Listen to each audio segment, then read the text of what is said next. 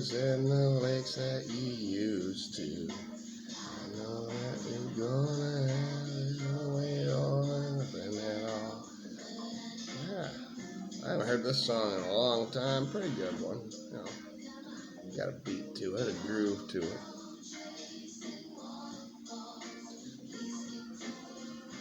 Kind of reminiscent of Texas. They're gonna have it their way or nothing at all. In this video, I'm gonna say that Texas is a national title contender because obviously they are. They just are. Their win total was 9.5 to open, and I bet the over for sure on that. And I think 10-2 gets Texas to the college football playoff, and then you are a contender, 1 of 12. Texas went 11-2 last season in the regular season, and I count the championship game for the SEC as a regular season game. Because, you know, postseason really doesn't start now until the playoff. Texas went 13-3 overall after making the inaugural 12-team playoff, much like the team that I did in the previous video, which was Penn State. They eventually also went to the college football semifinal, but Texas lost to eventual national champion in Ohio State. Boo. Boo. Why'd you do that? How could you let that happen, Texas? Saying the same thing for Penn State. How'd you let them beat you in the regular season? But Texas beat the likes of Michigan in Ann Arbor, 31-12. It was a drubbing, not even close. They beat Florida 49-17. They beat Texas A&M on the road, 17-7. And they beat Clemson and Ohio State in the playoff. Clemson and Arizona State, in the playoff. Arizona State took to overtime, though, last season. The two losses that Texas had to Georgia were not great. One of them in the conference championship game, which was a lot better than the one previous in the season. But there's a ton coming back for Steve Sarkesian in 2025. I expect that they will be in the title picture yet again going down the stretch. Quarterback Arch Manning is a sophomore, really a junior now. Is he a redshirt sophomore? Arch was 68% last season on 90 attempts. He had 939 yards, which is like a 9.3 or 10.3 average, per completion, which is pretty damn good, really. He had 9 touchdowns to 2 interceptions as well last season. It's finally his show after Quinn Ewers left for the NFL, and he did eventually get drafted. So what kind of weapons does Arch Manning have coming back for him that have been already established? This is what these videos are about. It's about your starting core. We understand that all these teams recruit really well, and they are going to have depth. They're going to have to develop depth. I think every team in the nation right now has to develop depth because of the NIL and transfer portal. But the starter for Texas, man, other than tight end, you have a great offensive team. Ryan Wingo is back as a sophomore, 29 catches for 472 yards last year, a 16.3 average per reception, and 2 touchdowns. Wide receiver DeAndre Moore Jr. is going to be a junior this upcoming season.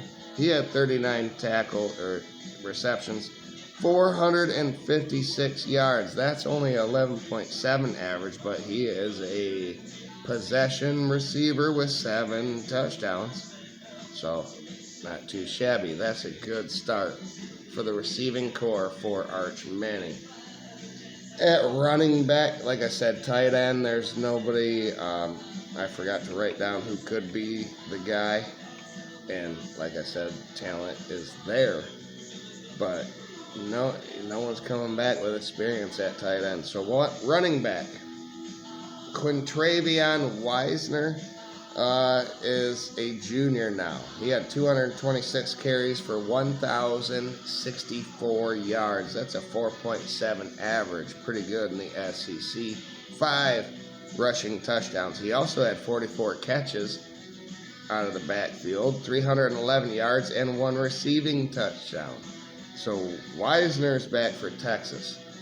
We have running back C.J. Baxter as well, who as a freshman had 138 carries, 659 yards, a 4.8 average, and he also had 5 rushing touchdowns and 24 catches out of the backfield for 156 yards. So who's back at the offensive line that's going to be blocking for all of these great players? Well, they're kind of in a rebuild mode here, but everyone has played. Everyone has played for Texas. At left tackle, Trevor Gooseby, redshirt sophomore this upcoming season. He is 6'7" and 314 pounds, played in 15 games and had 2 starts, primarily on the special teams. At left guard, Nito Umeozulu is a redshirt junior, 6'4" and 327 pounds. He played in 5 games last season for you guys, so a couple of newbies there. But then here at center and right guard are a couple of seniors coming back for you. Cole Hudson, a senior, 6'5", 315 pounds, played in 38 games during his career and had 13 starts. I'm assuming most of those starts were last season. Right guard DJ Campbell, a senior, is back, 6'3", 322 pounds, has played in 37 games and has 30 starts. So all but 7 games he has started during his career. He must be a really good one. Brandon Baker at right tackle is a sophomore. As a freshman, he played in 8 games. He's 6'4", 316 pounds. So might not be those guys, but that's what Our Lads had, ourlads.com, for their depth chart. I expect Sarkesian and company to have a great offense with these people. Once again, I mean, he is one of the offensive gurus in the sport. If the new faces on the O-line can gel and the young weapons can step up, creating depth behind the wide receivers, a tight end has to show up as well for you guys. But it is exciting. Let's look at the defense, shall we?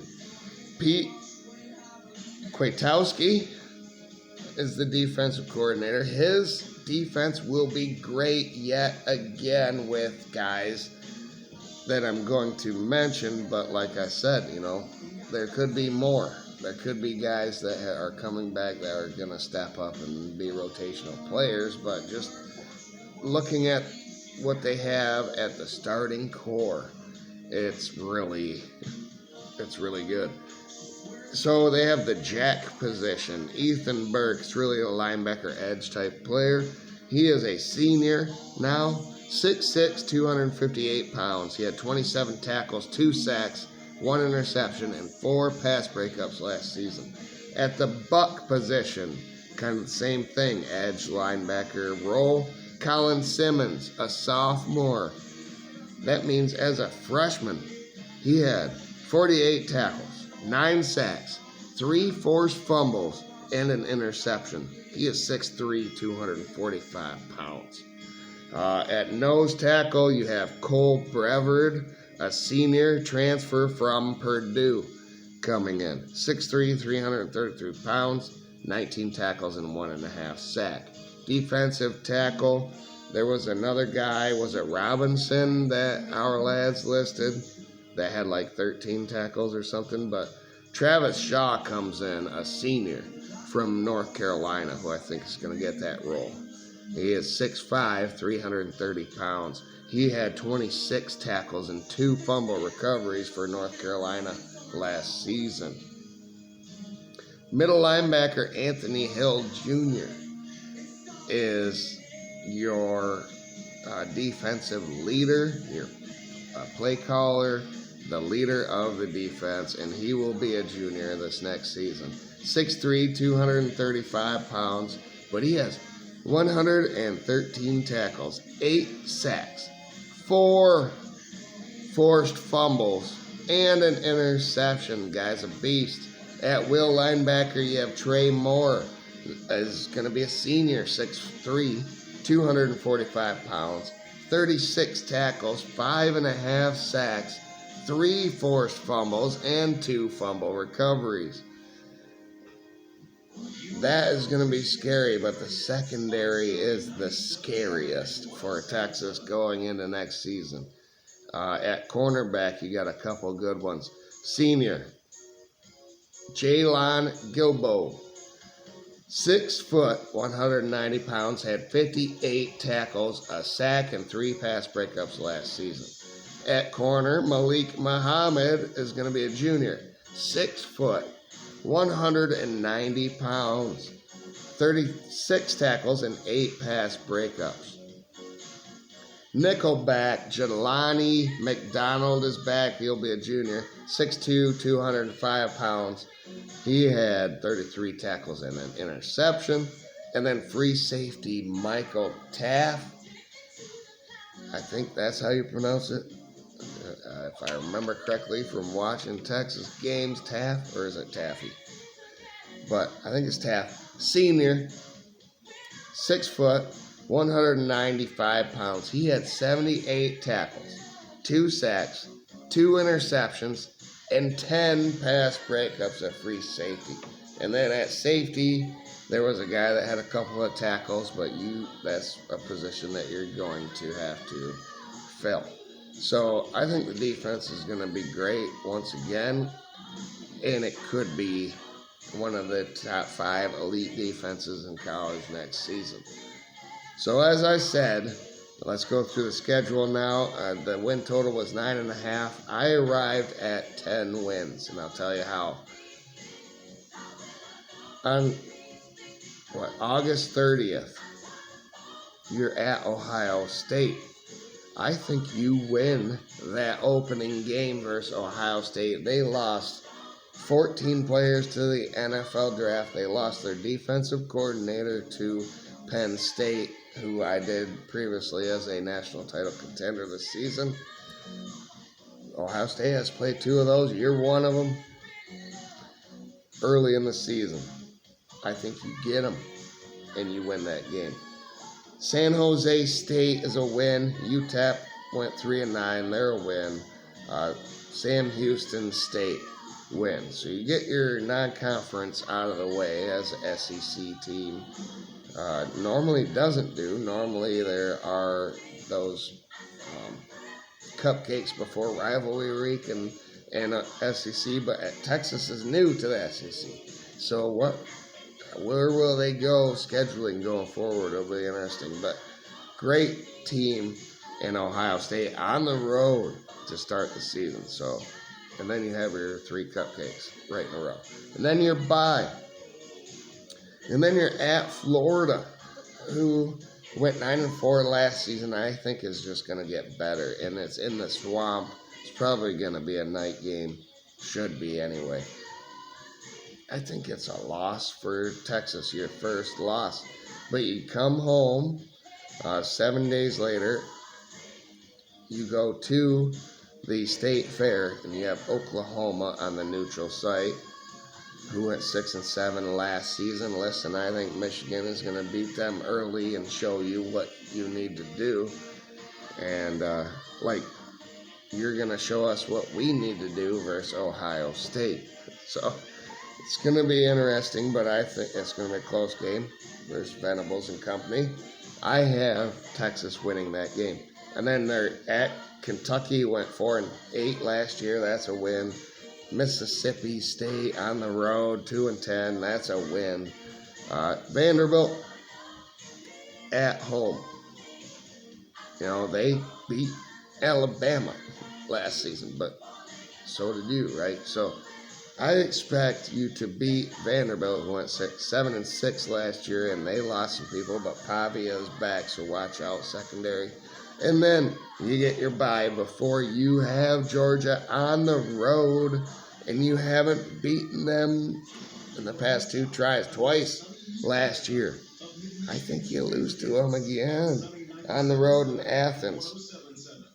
So that's your second loss of the season, but then you have Arkansas and Texas A&M at home, and I expect you to win both of those games. So you have one of the easier schedules in the SEC, one of the easier schedules overall as well. Your opponents from last season went 52% in the SEC, 54% overall. With the talent you have coming back, I expect you to make the playoff and be a national title contender. To all of the fans out there, not only Texas fans, Michigan fans, or any, whoever's watching this, who else do you think is a national title contender? I've done Penn State and Texas. And really, I think Michigan is one, but we'll wait. We'll wait for that. I'll tell you that. We'll get to that. So skip Michigan and tell me the next team. It'll be interesting to see what you guys come up with. It'll be interesting to see what I come up with. Like the video, please. Share, subscribe, all that stuff. And have a great night out there, everybody. Isn't that what how do they do that? Hook 'em.